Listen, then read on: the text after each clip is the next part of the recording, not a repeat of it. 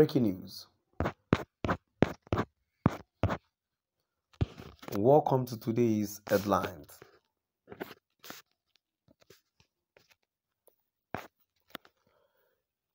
Disclosed whereabouts of about 400 terrorism sponsors. 800 terror suspects scheduled for arraignment. Falana-led group ask Buhari government. Disclosed whereabouts of 400 terrorism sponsors. 800 terror suspects scheduled for arraignment. Falana-led group asked Buhari government.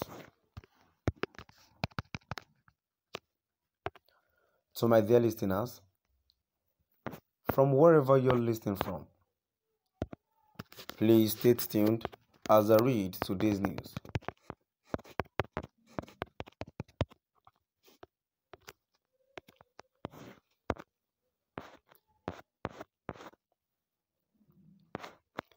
Falana, who is the interim chair alliance on surviving COVID-19 and beyond, ASCAP also called on the National Assembly to ensure they monitor their prosecutions so that the funds appropriated for that would be judiciously used.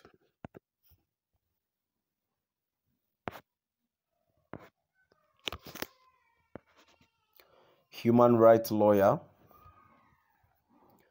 Femi Falana's son has called on the Attorney General of the Nigerian Federation and Minister of Justice, Mr. Abubakar Malami, to immediately charge arrested sponsors of terrorism and terror suspects before the court for proper prosecution.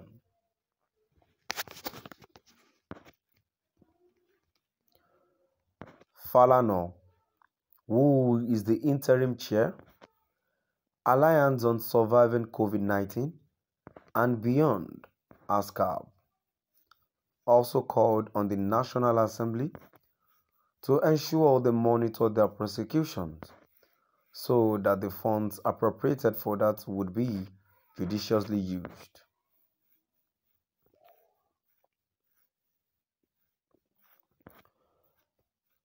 The senior advocate of Nigeria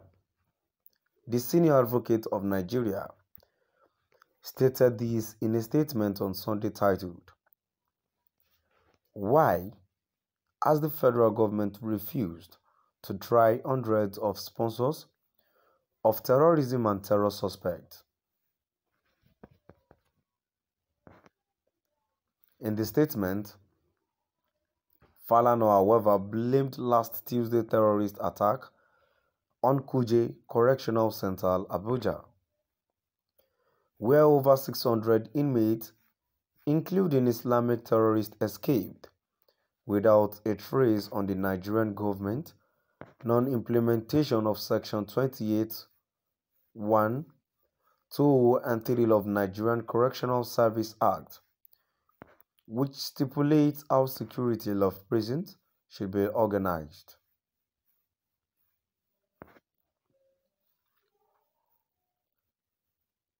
The statement made available to Sahara reporters read,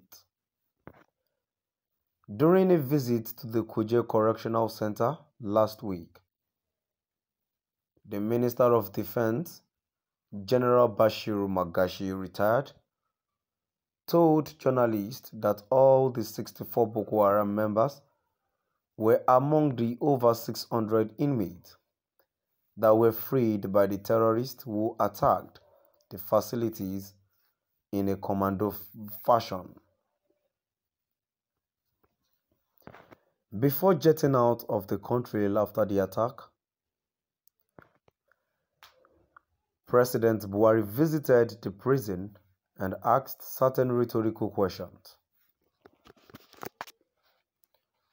The questions would have been totally unnecessary if the federal government had complied with Section 28, 1, 2, and 3 of Nigerian Correctional Service Act provides as follows.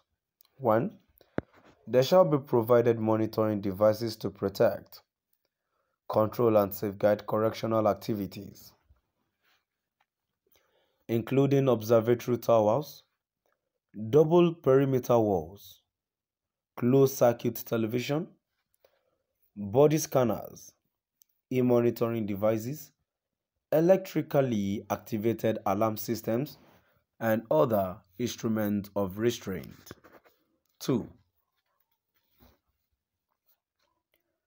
The Correctional Service shall establish and maintain a fully equipped armed squad, intelligence and investigation unit to enhance security, surveillance monitoring, intelligence gathering and protection. 3. In deploying facilities under subsection 1 priority, subsection 1, priority shall be given to the security requirement of maximum security custodial centers. Before the attack on the Kuje Correctional Center, terrorists and other armed criminal gangs had successfully attacked 14 other correctional centers and freed thousands of convicts and awaiting trial inmates in many states of the Federation.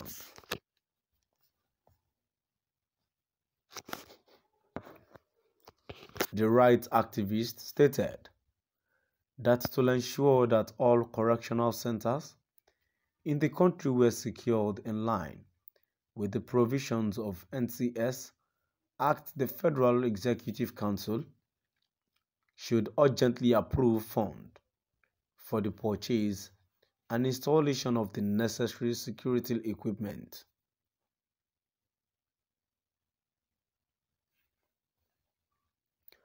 However, having regard to the security implications of the escape of the freed terror suspect, the Nigerian people have expressed concern.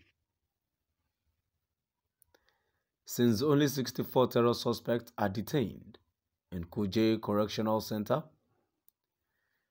the Attorney General of the Federation and Minister of Justice, Mr. Abubakar Malami San, should disclose to Nigerians where the 400 sponsors of terrorism and the 800 terror suspects who were due to be arraigned in the Federal High Court last year have been detained.